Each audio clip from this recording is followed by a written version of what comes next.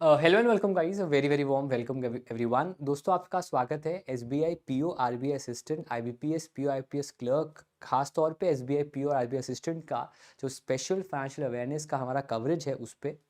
दोस्तों, ये जो सेशंस आपके होंगे जो हफ्ते में अगेन 3 दिन होंगे, हफ्ते में 2 दिन होंगे एग्ज़ाम्स तक, और एग्ज़ाम्स के समय तो हम और सेशंस को प्लान करेंगे, लेकिन फ़िलहाल के लिए ये सेशंस आपके जो हैं वो 2 दिन होंगे हफ्ते में।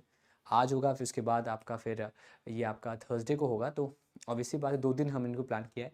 तो इन सेशंस में जो उस हफ्ते के इम्पोर्टेंट फाइनेंशियल करंट अफेयर्स हैं, उनके ऊपर जो मोस्ट एक्सपेक्टेड क्वेश्चंस बन सकते हैं उनको लेकर आएंगे।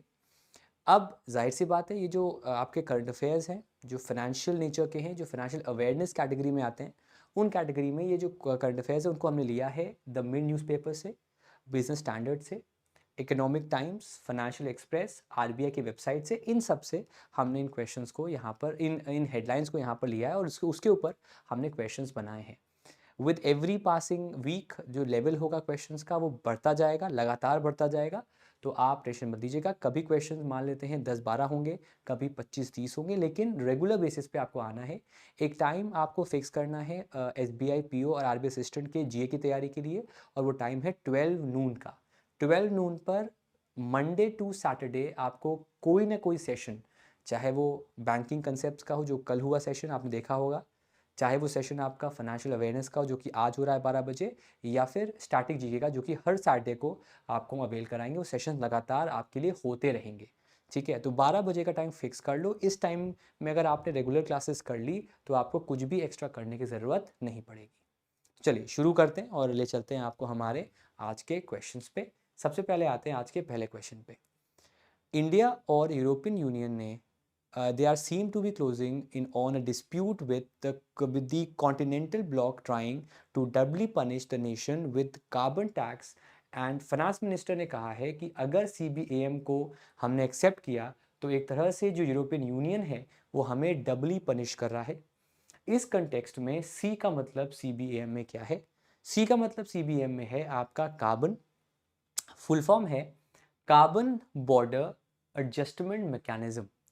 बेसिकली सीबीएम एक मैकेनिज्म है यूरोपियन यूनियन का, और इस मैकेनिज्म में यूरोपियन यूनियन जो नॉन ईयू नेशंस हैं उन पर टैक्स लगाती है, उन पर पेनल्टी लगाती है, या उन पर एड ऑन पैसा लगाती है अगर उन देशों से वो व्यापार करती है, और उस व्यापार में उन इक्विपमेंट्स को या उन प्रोडक्ट्स को करती है जो कि कार्बन इंटेंसिव हैं, जो कि पोल्यूशन के कारक होते हैं। According to the finance minister, उनका कहना है कि जैसे कि स्टील प्लांट्स आपके यहाँ भी हैं, स्टील प्लांट्स हमारे यहाँ भी हैं, वहाँ पर भी ऐसे प्लांट्स हैं जहाँ पर कोल फर्नेस का यूज़ होता है जिससे पोल्यूशन होता है। हमारे देश के अंदर भी ऐसे प्लांट्स हैं जहाँ पर कोल का यूज़ होता है और पोल्यूशन होता है। हम भी अपने देश के अंदर चीज़ों को बदल रहे हैं, आप भी बदल रहे हैं। तो इसका मतलब ये नहीं है कि आप हम पर डबल टैक्स लगाएं। ना सिर्फ हमें वो आपको उनको हम आप आपको हम सेल कर रहे हैं, उसका पैसा आप मुझे पे करें, बल्कि हमें एक्स्ट्रा पैसा पे करना पड़े आपको, क्योंकि हम कार्बन एमिट कर रहे हैं। हम भी कोशिश करें, आप भी कोशिश करिए, लेकिन ये जो सीबीएम है इसको हम डिसअप्रूव करते हैं। तो सीबीएम का फुल फॉर्म है कार्बन बॉर्डर एडजस्टमेंट मैकेनिज्म। ये इसका फुल फॉर्म जो है वो दोस्तों दिया गया। अच्छा, एक और बात, चाहे बैंकिंग कंसेप्ट का क्लास हो उसका अलग से एक प्लेलिस्ट है, और इसका अलग से एक प्लेलिस्ट बनेगा, और इसका एक कंबाइंड प्लेलिस्ट भी है। वो सारा कुछ आपको डिस्क्रिप्शन बॉक्स में मिल जाएगा। स्मॉल स्टेप्स हैं आपके लिए भी, मेरे लिए भी, लेकिन अगर रेगुलरली आप कर ले गए ना तो आप बेटर स्थिति में रहेंगे अपने सेशंस में, अपने एग्जाम में। ठीक है, आगे बढ़ें। एफपीआई ने पुल आउट किया है 4800 करोड़ रुपीस का एक अमाउंट इंडिया से, मतलब they have sold 4800 crore rupees worth of shares over global growth. इस एस्पेक्ट में एफपीआई में पी का मतलब क्या होता है? पार्टी, पोजिशनिंग, पैरिटी, पॉलिसी, या फिर पोर्टफोलियो। पी का मतलब होता है आपका पोर्टफोलियो। इसका पूरा फुल फॉर्म होता है फॉरेन पोर्टफोलियो इन्वेस्टमेंट। ठीक है, अब आपका सवाल बनता है कि सर ये एफपीओ होता क्या है, एफपीआई होता क्या बेसिकली? तो according to the former commerce and finance secretary Ajay Jayaram, अगर कोई भी फॉरेन इन्वेस्टर, कोई भी फॉरेन इन्वेस्टर अगर इंडियन स्टॉक मार्केट में या किसी इंडियन कंपनी में खास तौर पे उस कंपनी के 10% शेयर से कम का इन्वेस्टमेंट करता है, तो उसे कहा जाता है आपका एफपीआई।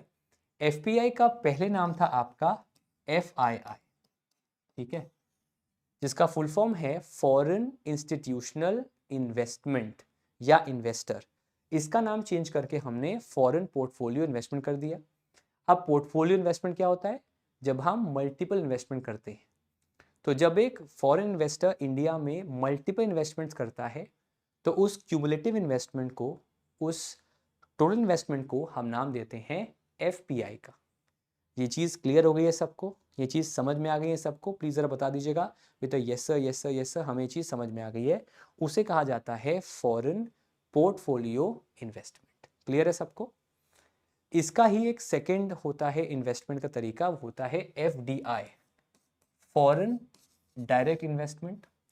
एफडीआई में अंतर ये होता है कि एफडीआई में एक फॉरेन कंपनी अमूमन देश के अंदर इन्वेस्टमेंट करती है, जो बड़ा इन्वेस्टमेंट होता है। जो किसी कंपनी के शेयर्स का अगर हम कंपेयर करें तो 10% उस कंपनी के शेयर से अधिक का इन्वेस्टमेंट होता है। ऐसी जो इन्वेस्टमेंट्स होते हैं वो एक्विजिशन के लिए होते हैं, मर्जर के लिए होते हैं किसी इंडियन कंपनी के साथ, कोई जॉइंट वेंचर के लिए होते हैं, किसी न्यू वेंचर के लिए होते हैं, लॉन्ग टर्म के लिए होते हैं, वो मार्केट बेस्ड नहीं होते। जैसे कि एफपीआई में जो पैसा लगता है, यहाँ जो पैसा लगता है, उस पैसे को हम कहते हैं हॉट मनी। क्या कहते हैं उस पैसे को? Hot money. अब सवाल बनता है सर हॉट मनी क्या होता है? Hot money is the foreign currency invested in a country for a short term. कम समय के लिए जब विदेशी पैसा किसी देश में लगता है उसे कहा जाता है आपका हॉट मनी। और जनरली हॉट मनी ही इन्वेस्ट होता है आपका एफपीआई में, बिकॉज एफपीआई इन्वेस्टर जो होता है या जो इन्वेस्टमेंट होता है वो मार्केट स्पेसिफिक होता है। अगर market is indicating on selling the investment, they will sell, and the market is indicating for buying more or retaining the investment, they'll retain। तो इन पर भरोसा ना करके इंडिया और बाकी बड़े देश एफडीआई भरोसा करते हैं, ना कि एफपीआई पर। क्लियर है सबको? ओके। इंडिया और इनमें से कौन सा देश है जिसने एक शुगर सब्सिडी डिस्प्यूट जो है उसको रिजॉल्व करने के लिए डब्ल्यूटीओ में जो डिस्कशंस है उनको शुरू किया है? तो इसका आंसर है आपका इंडिया और ब्राज़ील। सो इंडिया और जो ब्राज़ील है उन्होंने बातचीत शुरू की है ताकि म्यूचुअल बेसिस पर जो डिस्प्यूट है ट्रेड को लेकर, शुगर सब्सिडी को लेकर, उसे कम कर दिया जाए। बेसिकली साउथ अमेरिकन नेशन जो ब्राज़ील है उसने सोल्यूशन दिया है और उसने डिस्कशन दिल्ली के साथ, गवर्नमेंट के साथ करने की बात को यहाँ पर दोस्तों रखा है। ठीक है। हाँ, इसके अलावा इसी बात पर उन्होंने ये भी कहा है कि वो टेक्नोलॉजी भी शेयर करेंगे जिससे इथेनॉल को प्रोड्यूस कर सके। और इस अग्रीमेंट पर भी इंडिया के साथ ब्राज़ील ने बातचीत की है। अगर आपको याद होगा तो जब हम बात करते हैं तो ब्राज़ील दुनिया का सबसे बड़ा प्रोड्यूसर है बायोफ्यूल का। ठीक है। सॉरी, सेकेंड नंबर पे आता है बायोफ्यूल का। 30% जो दुनिया का बायोफ्यूल प्रोडक्शन होता है वो कहाँ होता है? वो होता है आपका ब्राज़ील में। उसी कंटेक्स्ट में यूएसए आता है, और यूएसए बायोफ्यूल की बात करें अगर, तो यहाँ पर 52% बायोफ्यूल प्रोडक्शन होता है दुनिया का। तो इन दोनों देशों के साथ और दूसरे और देशों के साथ इंडिया ने अभी हाल ही में ग्लोबल बायोफ्यूल अलायंस भी किया हुआ है। ठीक है।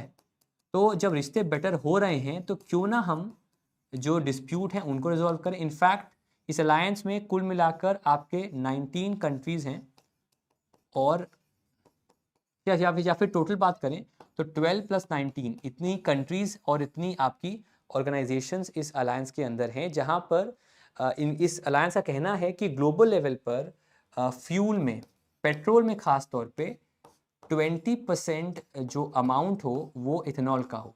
There should be a blending of 20% in fuel and that should be of ethanol. उसको लेकर ये अलायंस किया गया जिसमें ब्राज़ील भी उसका एक मेंबर है। इनफैक्ट अगले साल जो G21 समिट होगा, G21 क्यों? बिकॉज अफ्रीकन यूनियन जो है वो अब हिस्सा हो चुका है इसका। तो जो अगले साल का G21 समिट है वो कहाँ होगा? वो ब्राज़ील में ही होगा, और इंडिया ने इसको हैंड ओवर भी दोस्तों आपका दिया है। इसके अलावा बात करें तो रशिया भी आपका न्यूज़ में है, बिकॉज जो 8th ईस्टर्न इकोनॉमिक फोरम है, ये मीटिंग कहाँ हुई है? ये मीटिंग हुई है व्लादिवोस्तोक में, और ये मीटिंग कहाँ है? रशिया के अंदर हुई है। रशिया से याद आया दोस्तों, अभी हाल ही में इंडिया और जो रशिया है, सॉरी, अभी जो आपका इंडिया और रशिया हैं, इन्होंने एक अग्रीमेंट भी करने की बात की है। They wanted to start the east maritime corridor, also known as EMC. EMC करने के बाद ये होगा कि जो डिस्टेंस है इंडिया रशिया का सी ट्रेड का, वो डिस्टेंस आपका काफ़ी कम हो जाएगा। इनफैक्ट 25 डेज में जो सी ट्रेड है वो हो पाएगा, और डिस्टेंस आपका रहेगा from from Chennai to Vladivostok. अभी आपका जो है काफ़ी लंबा है, मुंबई से होते हुए आपका वो जाता है सेंट पीटर्सबर्ग, लेकिन ये आपका फिर मुंबई से व्लादिवोस्टॉक जाएगा, और इसको जाने की वजह से जो डिस्टेंस है सी ट्रेड का वो काफ़ी कम हो जाएगा, और सी ट्रेड बेहतर हमारा हो जाएगा। तो इसी वजह से रशिया भी आपका अभी न्यूज़ में है।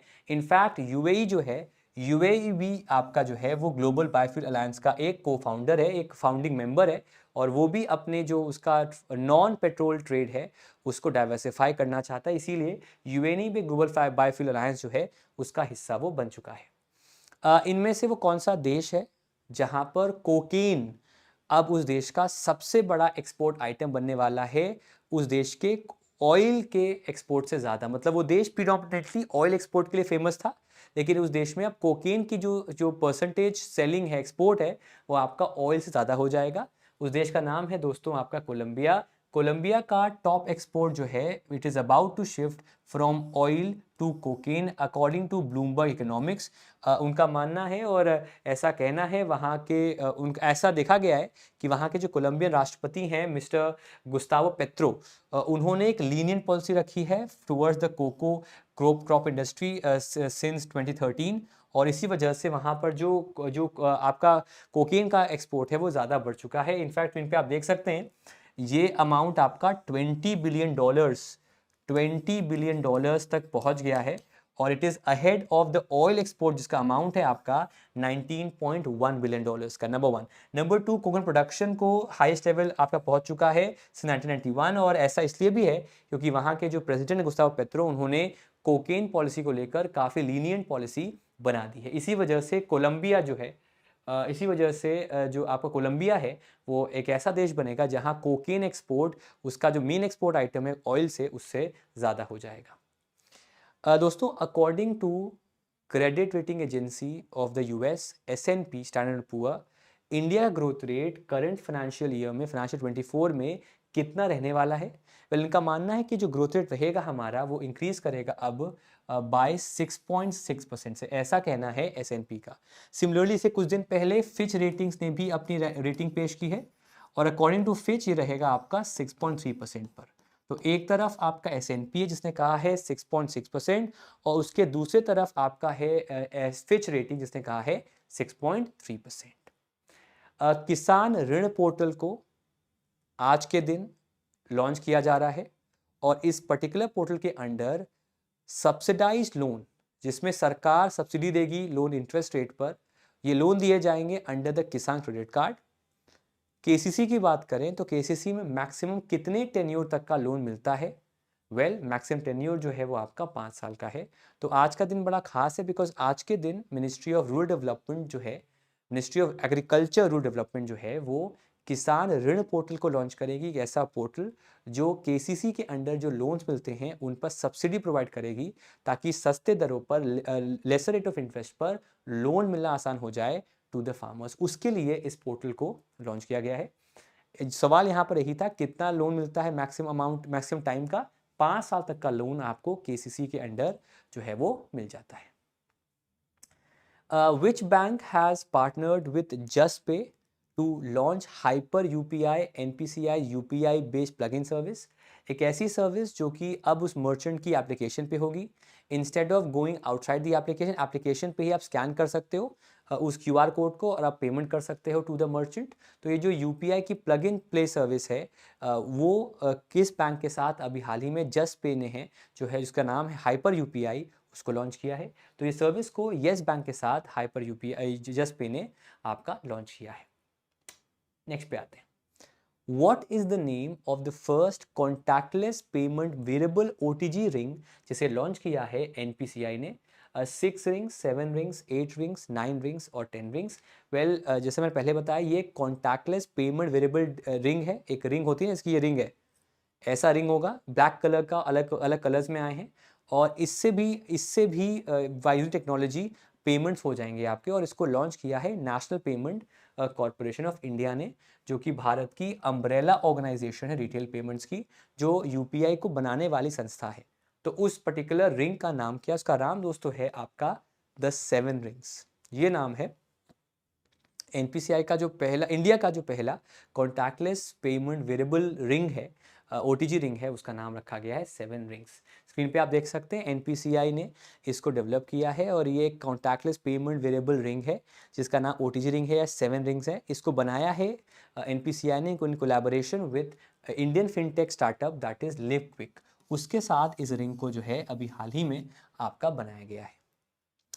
बैंक लेंडिंग टू एनबीएफसी जो है वो जंप किया है to 23.6% in July to 13.8 lakh crore. ये अमाउंट आपका है जो बैंक लेंड करता है एनबीएफसी को, जिससे कि जो ओवरऑल शेयर है उसके लेंडिंग का आउट ऑफ टोटल लेंडिंग वो आपका 9.3% पे बन गया है। मैं रिपीट फिर से करूं, जो बैंक लेंड कर रहा है एनबीएफसी को उसमें इंक्रीज आया है 23.6% का जुलाई में, जिससे टोटल जो उसका लेंडिंग है to NBFC that is 13.8 lakh crore, जिससे ओवरऑल जो परसेंटेज है लेंड करने का टोटल अमाउंट ऑफ लोन्स में से वो 9.3% जो लोन्स हैं वो एनबीएफसी को लेंड करता है। इस कंटेक्स्ट में अभी एक रिपोर्ट आई थी आरबीआई की, उसने कहा है कितने ऐसे एनबीएफसीज हैं जो अब अपर लेयर एनबीएफसीज में आते हैं जहां पर उनका जो असेट साइज है वो 1000 करोड़ से ज़्यादा का है और उन्हें एक्स्ट्रा कॉशियस और उन्हें एक्स्ट्रा सुपरविजन की ज़रूरत है। तो टोटल उनके जो नंबर हैं बैंक एनबीएफसीज का वो 15 है। जो लोग नहीं जानते, एनबीएफसी का फुल फॉर्म है non banking financial company under the companies act of 1956 या 2013 उनको रजिस्ट्रेशन करना पड़ता है और अलग अलग टाइप की होती है, जिनमें 2 बेसिक टाइप होते हैं, एक डिपॉजिट टेकिंग एनबीएफसीज और एक नॉन डिपॉजिट टेकिंग एनबीएफसीज। खास तौर पे जितने भी आपके डिपॉजिट टेकिंग एनबीएफसीज होते हैं उनका रेगुलेटर आपका आरबीआई होता है और इन एनबीएफसीज को एक और नाम देते हैं, वो नाम होता है आपका आर एनबीएफसी का, जहां पर आर का फुल फॉर्म होता है आपका रेसिडुअरी। क्या फुल फॉर्म होता है आर का? रेसिडुअरी। ठीक है जी, ओके। तो स्क्रीन पे आप देख सकते हैं कि the month also saw low borrowings from international market because of the global interest rates increase. और कंसिस्टेंट ट्रेंड है कि बैंक्स एनबीएफसीज को लगातार लोन्स जो हैं वो बढ़ाते जा रहे हैं। दोस्तों इसी के साथ हम आपसे विदा लेते हैं। सेशन आज था करीब 18 मिनट का, चले सेशन रहेगा आपका आधे घंटे का, लेकिन मैं रिक्वेस्ट आपसे फिर से करूंगा, अगर Monday, Tuesday, Wednesday, Thursday, Friday और सैटरडे और संडे की बात करें तो जनरली क्या होगा आपका, इन 5 दिनों में सैटरडेज को आपका रहेगा static GK for SBI PO RBI assistant and other exams of banks and SSC.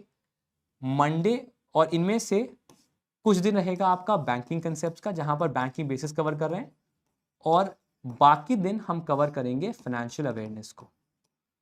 तो कुछ नहीं करना है, बस आपको 12 नून पर लगातार आना है, आपको वीडियो मिल जाएगा, उस वीडियो को देख लीजिए और लगातार अपने आप अपडेट करते रहिए। इसका पीडीएफ मिलेगा मेरे व्हाट्सएप ग्रुप पे, उसका लिंक भी आपको डिस्क्रिप्शन बॉक्स में या हमारे होम पेज पे मिल जाएगा। Thank you so much everyone for coming. मुलाकात करते हैं आपसे हम कल। Bye bye guys, thank you so much and take care.